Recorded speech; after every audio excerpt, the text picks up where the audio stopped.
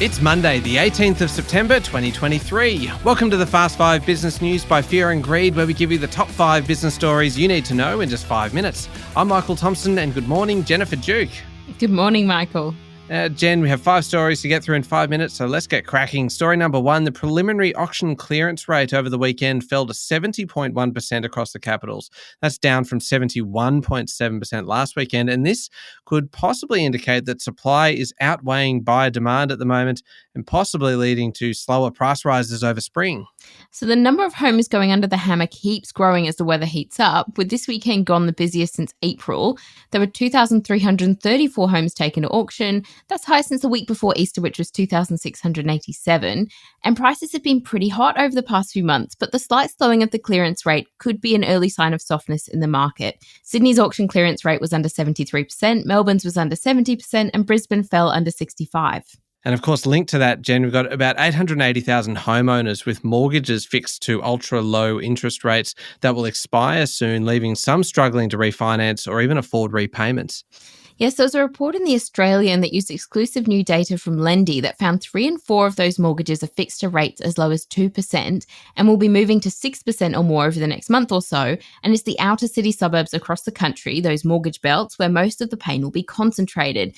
This could see some borrowers struggle to prove that they're able to afford to service their loans, particularly for those whose income and expenses have changed significantly since they took out the fixed period a few years ago.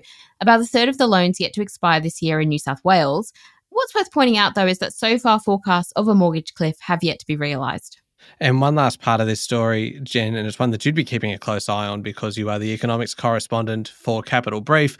Mortgage holders are concerned about those interest rates will no longer be looking to fill up low for the next Reserve Bank movement because Michelle Bullock is starting as governor today. That's right. Dr. Lowe said in an email to staff that he was proud of what the RBA did during difficult times, such as the pandemic, but most of the public will remember his tenure for the last 18 months or so, when his forecasts of record low interest rates until 2024 fell pretty flat and were pretty much wrong. Bullock will make her first interest rate call in about a fortnight. All right, on to story number 2 now. Qatar Airways Chief Executive Akbar Al-Bakr has spoken for the first time about the Australian government's blocking of more flights for the airline. So this news has gone fully global. Al-Bakr was speaking to CNN and said it was very unfair of the Albanese government. The US has just allowed Qatar Airways to send more flights into North America, and he said it was especially disappointing in Australia as his airline had supported the country during the pandemic, getting stranded citizens back home, delivering medical supplies and things like that. But he said he was still hopeful the government will listen to their case carefully and make a new decision. He did say he had full confidence in the Australian government, Parliament and Senate, and noted the inquiry that's underway. Story number 3, major bookstore Dymocks has suffered a significant cyber attack with customer details stolen and published on the dark web, leaving managing director Mark Newman devastated, he said, by the incident. So around 1.24 million Dymocks customers have had their data compromised. This includes home addresses and contact numbers, emails, membership details and date of birth.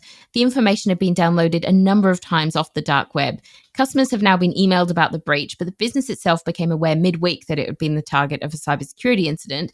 Apparently, it appears to have occurred through a third-party system. There is a scam targeting customers that's been seen since the breach took place, but it's pretty unclear if it's actually related to the cybersecurity incident. Newman said in an email to customers that the company apologises unreservedly and is committed to strengthening the measures they have to keep information safe. Story number 4, major strikes have kicked off in the US, but this time it's not Hollywood, it's the car makers. 12,700 workers at 3 plants all walking off the job. The United Auto Workers have gone on strike against all of the major Detroit car makers. That's Ford, General Motors and Stellantis, which makes Jeep Wranglers. There have been weeks of discussions between the big car manufacturing companies and the unions, but they've failed to reach an agreement. The unions may step up the strikes as this intensifies and add additional plants to increase the pressure. But in the meantime, US President Joe Biden is sending officials to try and help a deal get sorted. Biden has criticised the automakers for not sharing profits fairly with workers, and Ford actually decided to lay off hundreds of its workers just hours before the strikes began. Last one, story number 5, Jen, I'm not sure what to make of this. We know that you can get a 6-inch and a foot-long sandwich at Subway, but the chain has now launched a 3-inch sandwich because of inflation. So the sandwich has initially been launched in Pakistan, and it's the first time a small 3-inch sandwich has been made available. Now, according to a spokesperson for Subway, it's a value offering for customers, and Pakistan's currently dealing with the fastest inflation in Asia and a major cost of living crisis. So in August, their inflation cooled, but it was still at more than 27% on an annual basis. And this is leading to rising prices and smaller products, such as this mini Subway sandwich, which costs 360 rupees, or about $1.90, that's in Aussie dollars.